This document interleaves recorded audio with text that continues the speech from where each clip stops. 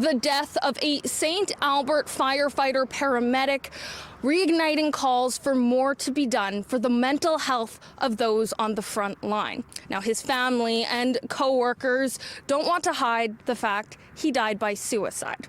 Before we get to the story, we just want to highlight help. Throughout this story, at the bottom of your screen will be a number for a support line. I promise your message will be used to try and prevent this from ever happening again.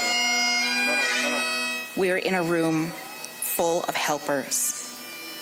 Sometimes that makes you the hardest people to accept help. And we will honor his work and his family by ensuring our work on mental health continues. On November 12th, Warren Hillier was laid to rest, the words of his wife sticking with so many. I kept the communication with the spouses and fire department honest and raw.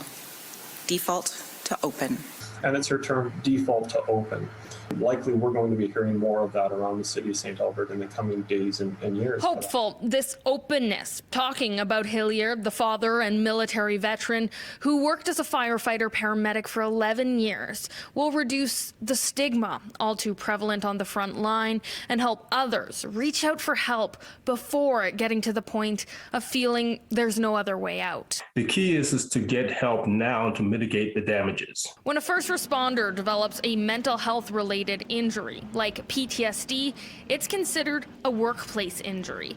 The director of a nonprofit aimed on supporting the front line navigate the system points to a study that estimates 44% of first responders meet the criteria for some form of mental health injury, saying often peer support helps while waiting for the right professional. Having relevant training in trauma is key. We don't want someone to go talk to a counselor that really doesn't know much about trauma, and then finding that out later and having to go check out or receive another counselor where they have to tell their whole story all over again. Hillier's story, the catalyst for change in the city of St. Albert to review their mental health supports. It's their family, it's their co-workers, it's the organization as a whole. So, keeping the conversation open, you never really get to, the end of the conversation. It's constant. Hoping others join them in the never-closing book on improving mental health supports for those who serve us on the front line. Our frontline responders talking about mental health, but we're starting to see that migrate to various levels.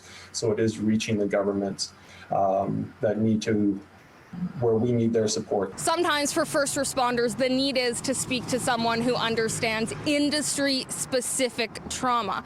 At the bottom of your screen, we've listed the website for OSCAN, who can help with that. From St. Albert, Carly Robinson, City News.